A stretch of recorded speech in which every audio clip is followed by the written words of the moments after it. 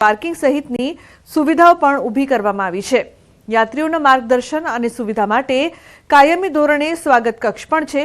મંદિર પરિસરમાં નિયમિત સફાઈ તો થાય જ છે, પરંતુ તહેવારો અને ઉત્સવો દરમિયાન સફાઈ માટેની અલાયદી સ્ટ્રાઇકિંગ ફોર્સ પણ રચવામાં આવી છે।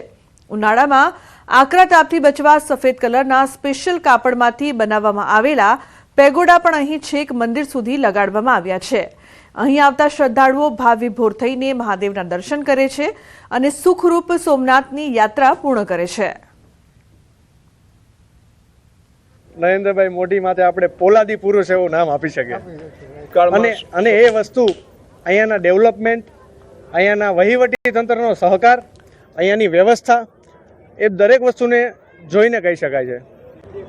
લગભગ 10 કે 12 વર્ષ પહેલાં હું જ્યારે અહીંયા આવેલો,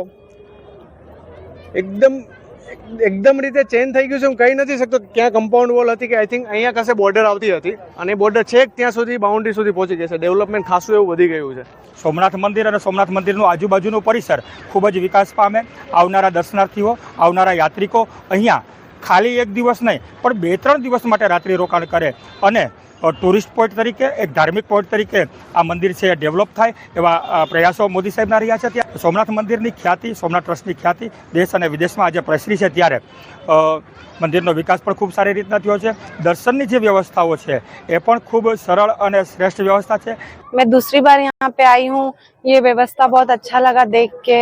इस बार भी बहुत मजा आया दर्शन करके और यहाँ पे बहुत अच्छा व्यवस्था है, हर चीज का फैसिलिटी है, बहुत अच्छा लगा बस दर्शन करके। यहाँ के सड़कें भी बहुत अच्छे हैं, मंदिर, हर चीज बहुत अच्छा लगा देख के हमें और लगता है कि हर साल यहाँ पे आए दर्शन करने। સદીઓ જૂનો ઇતિહાસ સાચવીને અડીખમ ઉભેલું સોમનાથ મંદિર કે જે સોમનાથ મંદિર ઉપર આક્રમણખોરોએ આક્રમણ કર્યું હતું અને ત્યારે આજે પણ આ મંદિર છે એ અજય છે। જોકે સોમનાથ મંદિરના ટ્રસ્ટી તરીકે દેશના વડાપ્રધાન નરેન્દ્ર મોદીની 18 જાન્યુઆરી 2021ના નિયુક્તિ થઈ અને ત્યારબાદ સોમનાથ મંદિર અને તેમની આસપાસનો વિસ્તાર છે તેમના ખાસો એવો વિકાસ અને ડેવલપમેન્ટ થયું છે। જે પ્રમાણે જોઈ શકાય છે કે અહીં આવતા જે યાત્રિકો હોય છે, ભાવિકો હોય છે, તેમને કોઈ પણ પ્રકારની અગવડતા ન પડે તેમના માટે તમામ પ્રકારની વ્યવસ્થાઓ છે તે સોમનાથ ટ્રસ્ટ દ્વારા કરવામાં આવી છે। સોમનાથ મંદિર નજીક મારુતિ બીચ હોય કે પછી વોકવે હોય કે પછી ચોપાટી હોય, આ તમામ જગ્યાએ અને લોકોને સાથે સાથે રહેવાની અને જમવાની પણ વ્યવસ્થા મળી શકે તે પ્રકારની વ્યવસ્થા છે તે કરવામાં આવી છે। જોકે અહીં આવતા યાત્રિકો અને ભાવિકો છે તે સોમનાથ ટ્રસ્ટ અને વડાપ્રધાન નરેન્દ્ર મોદી કે જેઓ સોમનાથ ટ્રસ્ટના ટ્રસ્ટી છે તેઓની કામગીરીને બિરદાવી રહ્યા છે અને કહી રહ્યા છે કે વર્ષો જૂનું જે સોમનાથ મંદિર હતું તેમની જગ્યાએ હાલનું જે સોમનાથ મંદિર છે તેમાં ઘણો બધો વિકાસ અને ડેવલપમેન્ટ થયું છે અને હજુ પણ આગામી સમયમાં સોમનાથ ટ્રસ્ટ દ્વારા ઘણા બધા એવા વિકાસના અને ડેવલપમેન્ટના જે કામ છે તે કરવાના છે અને તે પણ ગતિશીલ છે। દિનેશ સોલંકી, ન્યૂઝ 18 ગુજરાતી, ગીર સોમનાથ। તો કેન્દ્રીય ગૃહમંત્રી અમિત શાહ આજથી ગુજરાત પ્રવાસે છે।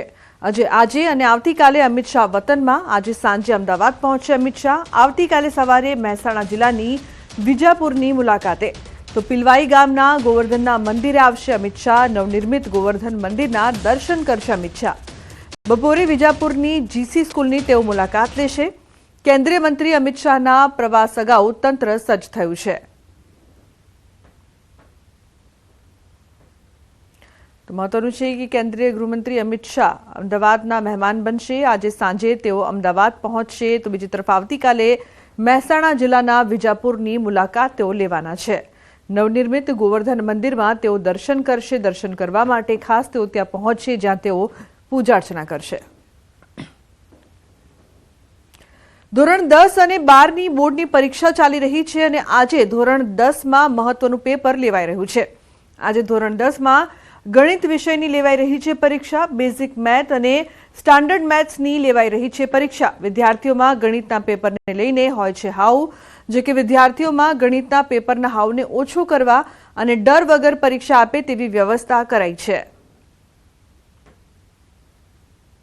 વિદ્યાર્થીઓ ભયમુક્ત પરીક્ષા આપી શકે એ માટેનું અમારા તરફથી આયોજન આપવામાં આવ્યું છે।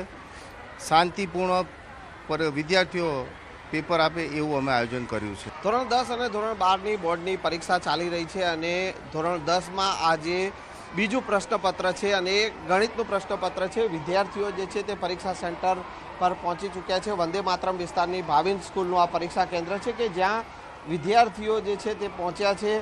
ગણિતનું પેપર જે છે તે વિદ્યાર્થીઓ આપવાના છે.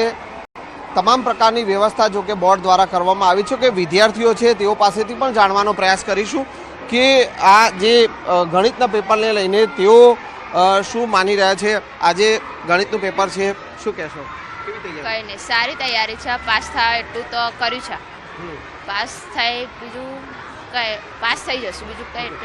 ગણિત વિષય આમ તો જે છે સ્વાભાવિક છે કે અઘરો લાગતો હોય છે. ઘણીવાર વિદ્યાર્થીઓ જો તૈયારી કરે તો પૂરેપૂરા માર્ક્સ આવતા હોય છે. કેવી તૈયારી? સારી તૈયારી છે. અત્યારે તો પાસ તો થઈ જઈશું બેઝિક મેથ્સમાં. અઘરું લાગે છે પેપર ગણિતનું? હવે ખબર નહીં નીકળે એ પ્રમાણે ખબર. હવે બધી તૈયારી તો ફૂલ છે પણ હવે ખબર નહીં પછી કેવું નીકળશે પેપર. એમ પેપર પહેલું પેપર સહેલું નીકળ્યું હતું તો આ પેપર પણ સહેલું નીકળ્યું? હા, એવું લાગે છે થોડું થોડું. અચ્છા, ગણિતના જે પેપર આજે ગણિતનું છે, પ્રી ટેસ્ટ પણ તમે આપી છે, કેવી તૈયારી કરી? બહુ સારી તૈયારી હતી. પ્રી ટેસ્ટમાં પણ સારા માર્ક્સ આવ્યા હતા, તો મને લાગે છે આ વખતે પણ સારા જ માર્ક્સ આવશે. કેટલા માર્ક્સ ધાર્યા છે ગણિતમાં? કેટલા? 75+ ધાર્યા છે, પણ 70 ઉપર આવી જશે એટલી ગેરંટી. આ વિદ્યાર્થીઓ જે છે કે તેઓ અત્યારે પરીક્ષા આપવા માટે પહોંચ્યા છે. ગણિતનું પેપર છે અને તેને લઈને તમામ તૈયારી કરીને વિદ્યાર્થીઓ આવ્યા છે. જ્યારે બોર્ડ દ્વારા પણ જે છે તે તમામ પ્રકારની તૈયારી કરી દેવાઈ છે. વિદ્યાર્થીઓને કોઈ પણ પ્રકારની તકલીફ ન પડે તેનું પણ તકેદારી જે છે તે બોર્ડ રાખી રહ્યું છે. કેમેરામેન ખેંગાર રાઠોડ સાથે સંજય ટાંક, ન્યૂઝ 18 ગુજરાતી, અમદાવાદ. તો વડોદરાની ખાનગી શાળાની મનમાની સામે આવી છે. ભાયલીના વિબગોર સ્કૂલ સામે ઉઘાડી લૂંટના આક્ષેપ. એફઆરસી દ્વારા નક્કી થયેલી ફી ન લેવાતી હોવાનો પણ આરોપ છે. એફઆરસીએ જાહેર કરેલી ફી પણ નોટિસ બોર્ડ પર ન મૂકી. તો વિબગોર સ્કૂલની મનમાનીથી ત્રસ્ત વાલીઓની ડીઈઓને રજૂઆત. અગાઉ ફી રિફંડ આપવાના આદેશનું પણ સ્કૂલ સંચાલકોએ પાલન ન કર્યું હોવાનો આરોપ છે. જો શાળાની કોઈ ભૂલ હશે તો તેની સામે આપણે નિયમો અનુસાર, સીબીએસઈ હોય તો સીબીએસઈના નિયમો અનુસાર એની અગેન્સ્ટ જે પગલાં લઈ શકાય એ પગલાં પણ આપણે લઈશું. એફઆરસીએ પ્રોવિઝનલ ફી નક્કી કરી હોય અને હાલમાં એમને ફાઇનલ નક્કી કરી છે. એ બંને વચ્ચે જે ગેપ હોય એ ગેપ એમને નેક્સ્ટ ટર્મમાં એને સર્વર કરવાની હોય. એ બાબતે વધારે ફી ઉઘરાવી વાલીઓની ફરિયાદ છે. તો લકી ડ્રો પહેલા આયોજકોની અટકાયત કરવામાં આવી છે. પાટણના હારીજમાં યોજાવાનો હતો ડ્રો. લકી ડ્રોમાં ભવ્ય સંતવાણીનું પણ હતું આયોજન. તો જે પ્રકારથી ઇનામ પણ રાખવામાં આવ્યા હતા. 5001ના ઇનામમાં કાર, ટ્રેક્ટર, બાઇક સહિત સામેલ. 399માં વેચાઈ હતી લકી ડ્રોની કૂપન. લકી ડ્રોની કૂપનમાં આયોજકોમાં અશોક માળીના નામનો ઉલ્લેખ છે. અગાઉ પણ લકી ડ્રોના નામે અશોક માળી પર થઈ ચૂકી છે ફરિયાદો. હારીજ ખાતે કૃષ્ણધામ ગૌશાળા સેવા સમિતિ તથા ઇનામ યોજના નામે થઈ રહ્યું છે ડ્રો. તો હારીજમાં લકી ડ્રો યોજાય તે પહેલા એલસીબી અને સ્થાનિક પોલીસે કેટલાક આયોજકોની અટકાયત કરી છે. અટકાયત કરેલા આયોજકોને હારીજ પોલીસ મથકે લાવીને પૂછપરછ કરાઈ રહી છે.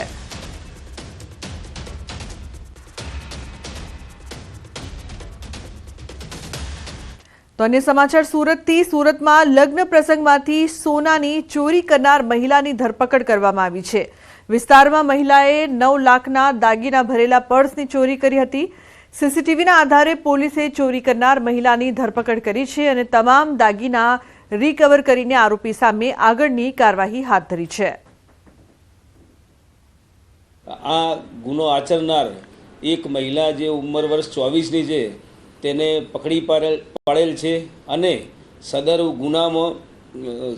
ગુના દરમિયાન આરોપીએ પોતે 2 મોબાઈલ ફોન તેમજ 4 મંગળસૂત્ર, સોનાની મગમાળા તેમજ 4 બંગડીઓ, 2 બુટ્ટીઓ, 2 વીંટી તેમજ રોકડા 1 લાખ રૂપિયા મળી કુલ 9,70,000 જેટલી મત્તાના મુદ્દામાલની ચોરી થયાની ફરિયાદ નોંધાયેલી હતી. તે તમામ મુદ્દામાલ વરાછા પોલીસે હસ્તગત કરેલ છે.